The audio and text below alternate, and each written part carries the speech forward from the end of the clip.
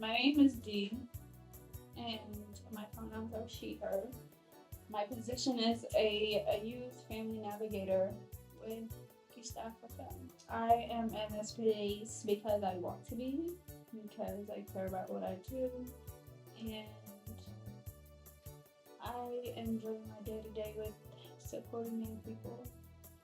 In many ways, personally, it's affected me since a juvenile, and now I can take everything that I've learned through that process and support these young people that are going through the justice system as we speak, and just helping the families navigate through all these different types of justice. My name is David Ayana. I'm with East Africa Community Services. I'm a youth and family navigator. I'm in this line of work for a lot of reasons. One of them being just I love working with the youth, since they are our future.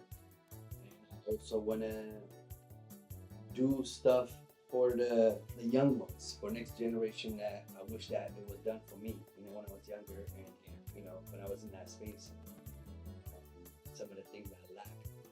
And I want the next generation of our youth, not to have that position of giving, gatekeeper, in other words. My name is Hayat. My pronouns are she, her, and I work as a community navigator with East African Community Services, part of the Youth Justice Department. I really like helping people, especially younger people, because oftentimes they're overlooked and not really spoken to or spoken up for. So I think that having somebody who's closer in age, makes it more comfortable, and instead of having someone who's much older, because it feels like they're just telling you what to do instead of helping you and helping you navigate through whatever situations that you find yourself in. I've lost some family and some friends over the years due to gun violence. So I've seen how East African as well as BIPOC communities kind of neglected, whether it's having people in the justice system or having people affected by gun violence or any type of violence, and then having to go to court to support their the person that was a victim in the situation. And oftentimes, specifically for East Africans, our communities are kind of overlooked and we don't really speak up for ourselves and for each other. So I've seen how that's negatively affected not only just the families of people who have folk in the system or victims of violence, but as well as friends and individuals in community. My name is Nira.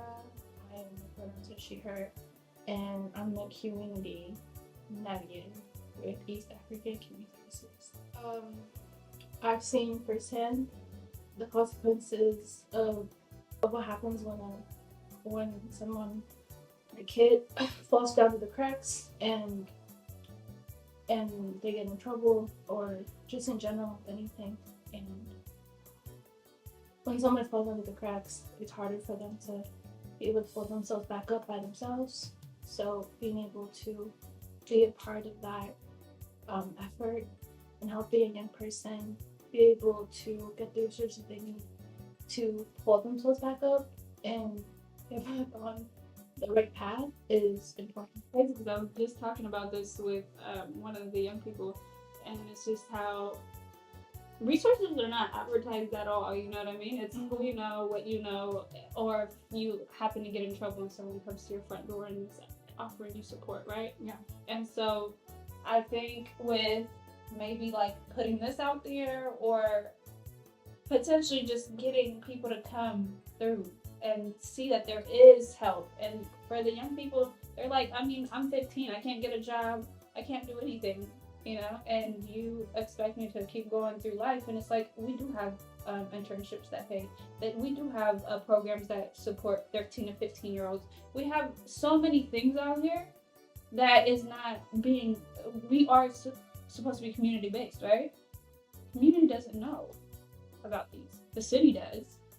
And the city doesn't do a great job of advertising it to our community at all. And so it's our job to do so. And we can't necessarily knock on every single door on the block, but there has to be some way, word of mouth. And most of the young people that I work with, they'll try to ask me, like, can my friend come? Can my friend do this? And we have, for our specific program, we have barriers where it's like, we can't get that many community referrals, but we can send them to you guys. And so just building that base and making sure that these young people know that we're here and we're only here for them to support their success, and just putting the word out there. There is support. There's help here. There's money here. Come get it. Just on a good point there, I mean, kind of like backing it up. I feel like, but something that popped in my head, I feel like sometimes there's a lot of resources available once somebody gets in trouble. Feels like almost. So I'm like, it would be nice if our community actually learn about some of these resources that can help them get to the next level before they get in trouble. Yeah, I understand some of our colleagues have to do their own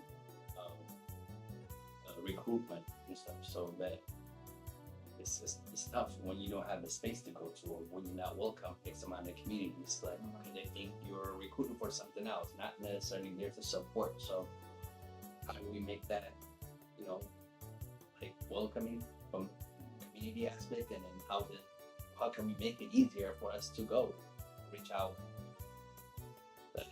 whoever needs support in this space, So just a matter of like trying to get to resources, however that means. It can be educational, it can be funding, it can be like trying to help you get a job, how to write a resume.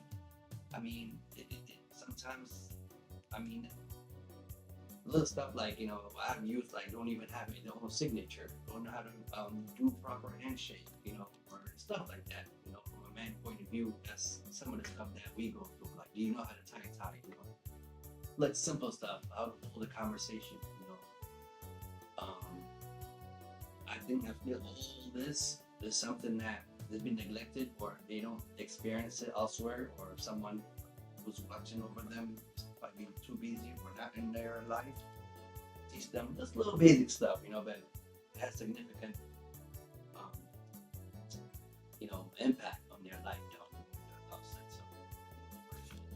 So being able to catch them before they get into the system, because we are a pre-following diversion program, right? And so I'm so happy that we can get them before they enter the system fully.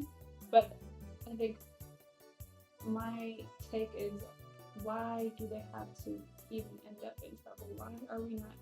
Why are the schools not advertising the community support that they're out here, And if they are, it's specific ones. It's not specific to each community at all. And so I don't know whether that's on us to be able to go into these schools, but there's so many barriers for us as well, right?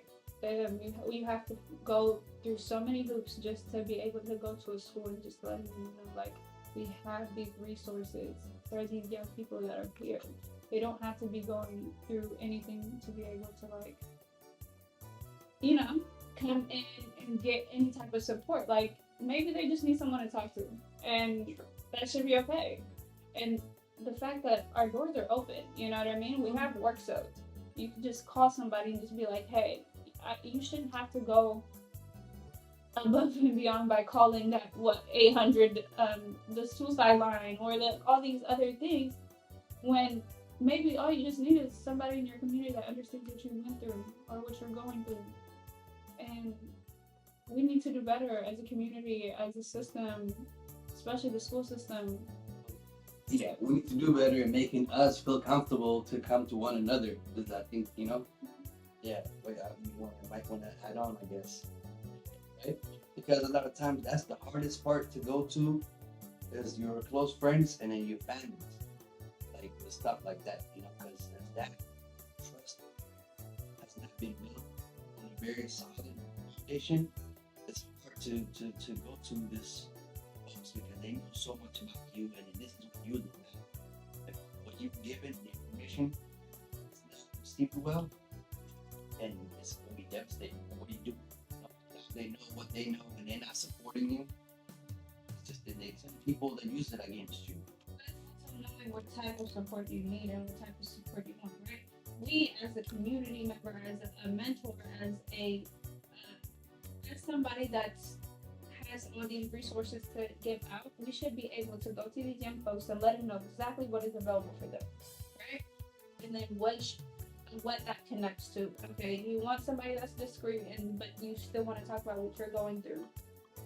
Help them go through to therapy. Sign them up. This is what you should do, and this is what you can do, and this is how I can help you. This is how your parents can help you. And so just laying out that map for young people.